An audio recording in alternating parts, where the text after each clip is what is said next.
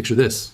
You're glued to your screen, refreshing your feed, sweating over a 0.2% miss on a CPI print. You're tracking Fed dot plots, you're reading the Wall Street Journal, and you're doing exactly what the financial media trained you to do. And while you're busy analyzing the noise, the entire foundation of the silver market is quietly fracturing, and almost nobody is paying attention. The Frontier Crocs here, silver opened Friday at $75, $50 per ounce. Gold opened at $40, $90, $450. Both are down slightly from Thursday's close, but more importantly, both are coiling inside a pattern that is about to violently snap in one direction or the other. We are sitting in a 72-hour window that will dictate the entire macro narrative for the rest of the year. The latest CPI report drops this morning, and US-Iran talks are scheduled in Pakistan this weekend. Depending on how these two catalysts resolve, silver either blasts through resistance toward $90 and beyond, or we catch a falling knife down to $66. But here's the setup that makes this weekend absolutely critical. We have two completely opposite realities colliding right in front of us. On one side, you have institutional analysts pounding the table for $300 silver, and that is a massive 300% move from current levels.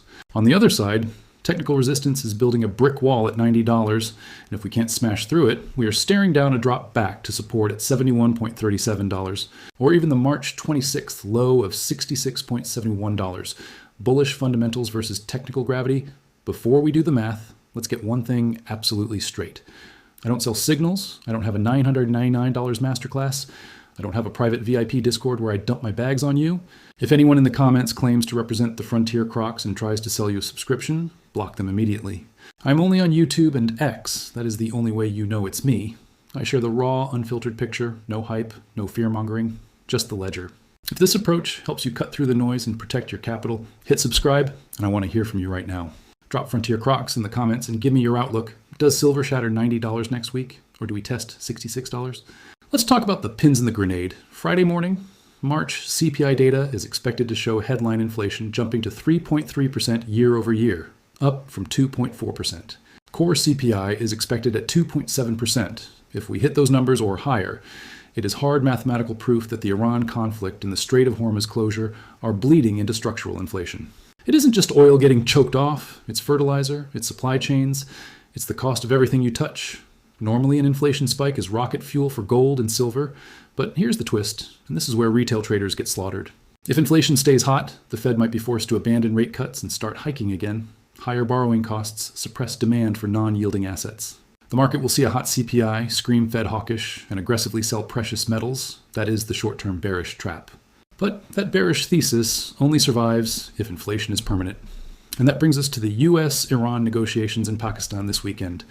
This is the most important geopolitical event of the quarter. Iran has put a 10-point peace proposal on the table. If they ink a deal, if a permanent ceasefire is reached and the Strait of Hormuz reopens, oil tanks, supply chains heal. The inflation spike is suddenly categorized as a temporary blip. The Fed breathes a sigh of relief, dovish bets flood back into the market, and silver catches a massive bid. But what if talks collapse? What if Hormuz stays closed? Then the inflation problem becomes entrenched. Oil stays elevated, food prices climb, the Fed is boxed into an impossible nightmare. Either hike rates and blow up the $36 trillion US debt market, or accept runaway inflation and destroy the dollar's purchasing power historically. The Fed fights inflation. But with interest expenses already crossing $1 trillion a year, they literally cannot afford a Volcker-style rate hike. They are trapped. They will likely choose a middle path, modest hikes, while letting inflation run hot. That means deeply negative real yields.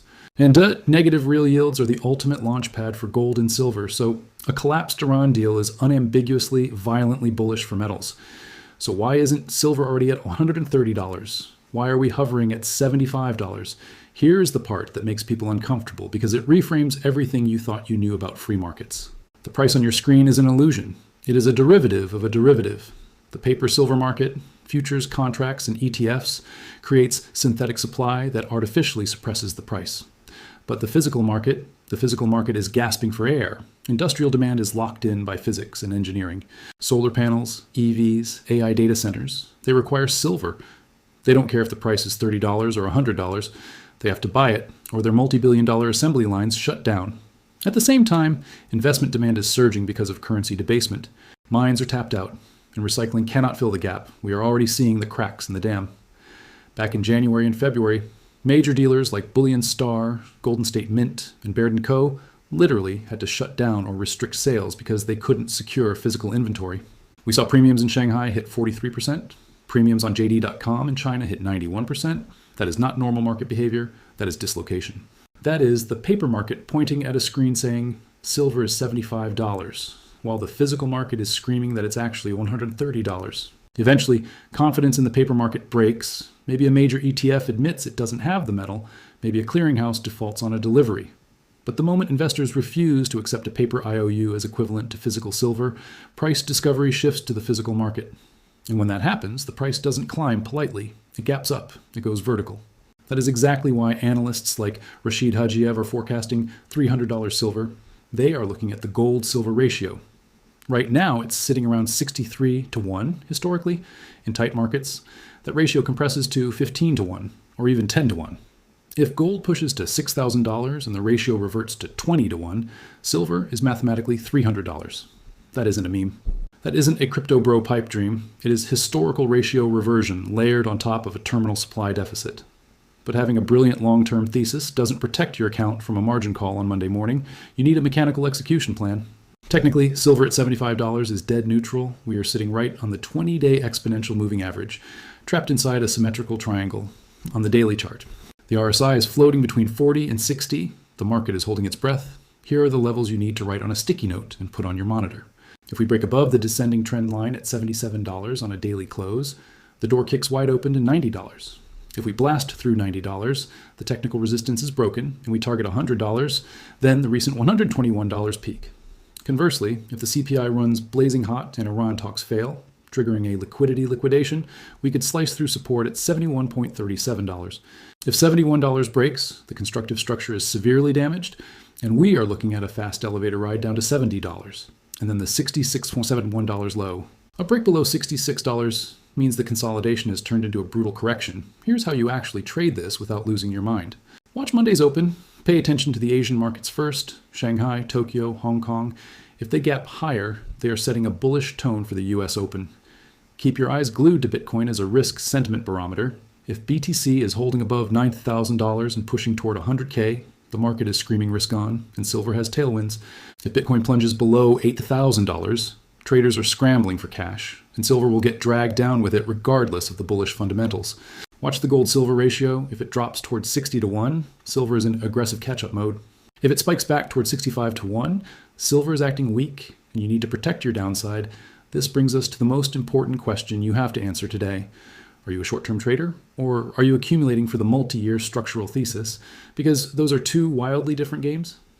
If you are heavily leveraged on margin, this 72-hour window will test your soul. An overnight gap down on hawkish Fed fears could liquidate your entire account before you even pour your morning coffee. But if you're sized correctly, if you understand the underlying supply-demand reality, then any short-term drop to $66 isn't a crisis. It's a generational gift. If silver pulls back 15% from here, because the market misinterprets a data point, can you sleep at night? Can you pay your rent? If the answer is no, you're too heavy, scale back until a drawdown feels like an annoying inconvenience, not a financial emergency. The people who actually capture life-changing moves aren't the ones who go all in on zero-day options. They are the ones who size their positions so they can survive the gut-wrenching volatility along the way.